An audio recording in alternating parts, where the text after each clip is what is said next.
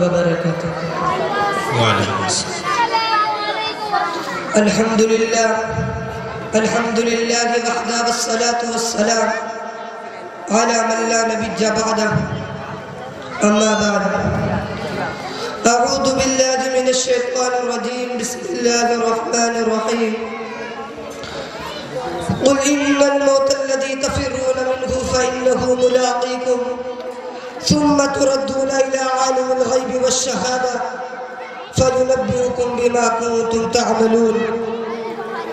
وقال النبي صلى الله عليه وسلم كن في الدنيا كأنك غارب أو عابر السبيل. پیام مرگ سے آئے دل کیوں تیرا دم نکلتا ہے؟ پیام مرگ سے آئے دل کیوں تیرا دم نکلتا ہے؟ مسافر روز جاتے ہیں، مسافر روز جاتے ہیں، یہ راستہ یوں ہی چلتا ہے. مومن کبھی ہوتا نہیں، مومن کبھی ہوتا نہیں. موت سے خائف ایمان کا جو گھر ہے، بس اللہ سے ڈرنا. عمل سے زندگی پر غافلوں کا فخر کرنا ہے، عمل سے زندگی پر غافلوں کا فخر کرنا ہے. یہ جینا کوئی جینا ہے کہ جس کے ساتھ مرنا ہے. جگہ جی لگانے کی یہ دنیا نہیں ہے، جگہ جی لگانے کی یہ دنیا نہیں ہے. یہ عبرت کی جا ہے، تماشا نہیں ہے. ایک دن مرنا ہے، آخر موت ہے. ایک دن مرنا ہے، آخر موت ہے. کر لے جو کرنا ہے، آخر موت ہے. برادران اسلام اور محترم حاضرین مجلس، موت ہر جاندار کے لیے کتنا بھیانک اور کیسا خطرناک لفظ ہے. موت سے ہر شخص بھاگتا ہے، بچہ ہو یا جوان، بوڑھا ہو یا بوڑھی، مرد ہو یا عورت، جھوپڑیوں میں رہنے والا ہو یا کوٹھیوں میں، دیہاتوں کا رہنے والا ہو یا شہروں کا مسافر ہو یا مقیم. موت کے اس تلخ گھونٹ کو کوئی پینا گوارا نہیں کرتا، موت کی آواز کوئی سننا نہیں چاہتا، مگر اس کے باوجود موت ہر ایک کے پاس آتی ہے. اور کبھی تو ماں کی گود میں آتی ہے اور ماں کی آرزو کو خاک میں ملا کر رکھ دیتی ہے. اور کبھی تو یہ بھرپور جوانی میں آتی ہے اور ہزاروں کی تمناؤں پر پانی پھیرتی ہے. غرض موت ہر ایک کو آتی ہے، فرق اتنا ہے کہ آج ان کی باری تو کل ہماری باری ہے. اسی کو اللہ رب العزت نے قرآن کریم میں اس طرح بیان فرمایا، قل ان الموت الذی تفرون منہ فإنہ ملاقیکم. اے نبی فرما دیجئے جس موت سے تم فرار کرتے ہو وہ کہیں ضرور ملے گی اور تمہیں اس مالک کی طرف لوٹنا ہے جو تمہارے ظاہر و باطن، اندر و باہر کا علم رکھتا ہے. اور کل قیامت کے دن جس میں اولین آخرین جمع ہوں گے اور نفسی نفسی کا عالم ہوگا اور تمہارے اعمال سے تنبؤ کرے گا. اگر تم نے خدا اور اس کی رسول کی اطاعت و فرما برداری میں زندگی گزاری تو نامہ اعمال تمہارے دائیں ہاتھ میں دیا جائے گا اور فرشتوں سے کہا جائے گا اسے جنت میں داخل کر دو اور یہ پیغام سنا دو کہ اب تمہیں کبھی بھی موت نہیں آئے گی.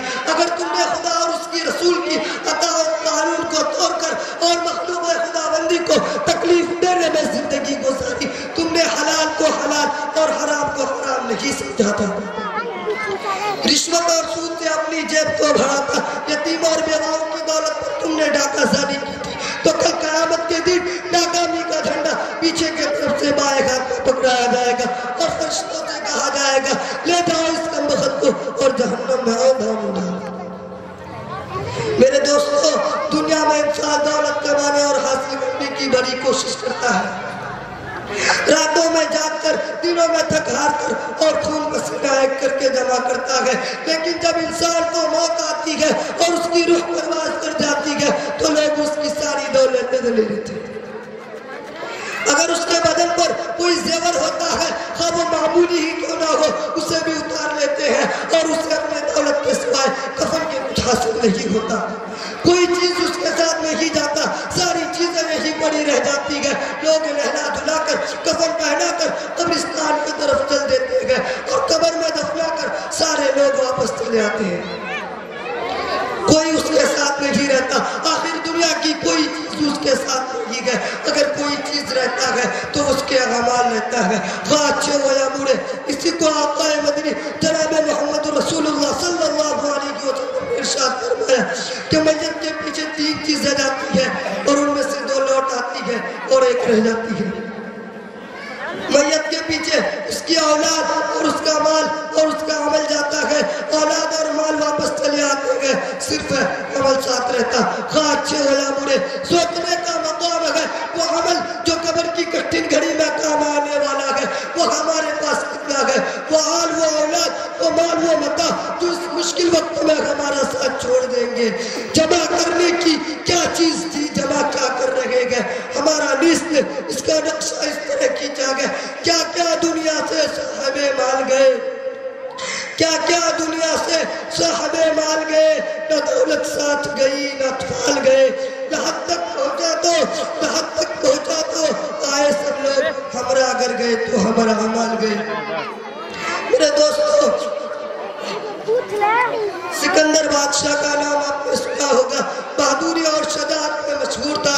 نوجوانی کے وقت یونان چلا اور فتح کرتا ہوا ہندوستان آ پہنچا. سرزمین پنجاب کو فتح کر لیا اور آگے نہ بڑھا. یہی سے جب اپنے وطن کی طرف واپس ہونے لگا تو اس کی طبیعت خراب ہو گئی اور ایسا معلوم ہونے لگا کہ اب جان نہیں بچے گی. اس نے اپنے وزیروں کو بلایا اور کہا کہ دیکھو اب میرا آخری وقت ہے اور آخری وصیت ہے, جب میں مر جاؤں گا میرا ہاتھ کفن سے باہر نکال دینا. وزیروں نے کہا حضور اس میں آپ کی بڑی بے عزتی ہوگی کیونکہ آپ کا جنازہ ایک بادشاہ کا جنازہ ہوگا اور ساری دنیا اسے دیکھنے کے لیے آئے گی.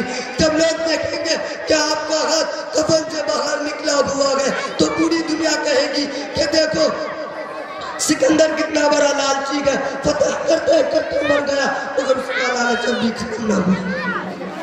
وہ کفن سے ہاتھ باہر نکالے ہوئے گئے تاکہ اور ملک ہاتھ آ جائے. اس میں آپ کی بڑی بے عزتی ہے. سکندر بادشاہ نے کہا کہ آپ لوگوں نے سمجھا ہی نہیں, میں اس کے کفن سے ہاتھ باہر نکال رہا ہوں تاکہ لوگوں کو نصیحت ہو کہ 7 ملکوں کا بادشاہ زبان کی پیاسے جا رہا ہے, وہ بھی خالی ہاتھ جا رہا ہے, اس کے ہاتھ میں 1 روپیہ بھی نہیں. میرے دوستو ہمارے پاس تو کچھ بھی نہیں, ٹھیک ہے ہم تو صرف ایک خالی ہاتھ جائیں گے. آج کا یہ انسان یہ سوچ رہا ہے ابھی تو جوانی ہے اس سے کچھ فائدہ اٹھانے دو, جب داڑھی پک جائے گی تو ہم بھی تمہاری طرح نماز پڑھ لیا کریں گے, روزہ رکھ لیا کریں گے. حالانکہ وہ جانتا ہے کہ انسان کو موت باقی گود میں بھی آ سکتی ہے, بھرپور جوانی میں بھی آ سکتی ہے. موت نہ تو کسی کی جوانی دیکھتی ہے اور نہ ہی کسی کی حسرت و یاس دیکھتی ہے. اللہ رب العزت نے قرآن کریم میں ارشاد فرماتا ہے اذا جاء اجلهم فلا يستأخرون ساعة ولا يستقدمون. جب انسان کو موت آتی ہے نہ ایک گھڑی پیچھے آتی ہے اور نہ ایک گھڑی آگے آتی ہے. امام مالک کا واقعہ آپ لوگوں نے سنا ہوگا. چنانچہ مورخین نے کتاب کے عورت میں اس طرح لکھا ہے کہ امام مالک رحمت اللہ علیہ نے قام میں آقائے نبی صلی اللہ علیہ وسلم کی زیارت کی تو پوچھا میرے محبوب میں 70 برس سے مدینہ میں ہوں, فرما دیجئے میری موت کب آئے گی. پیغمبر صلی اللہ علیہ وسلم نے مسکرا کر آسمان کی طرف دیکھا اور ہاتھ میں 5 انگلی اٹھا دی. میں اپنی باتوں میں ذکر کرتا ہوں.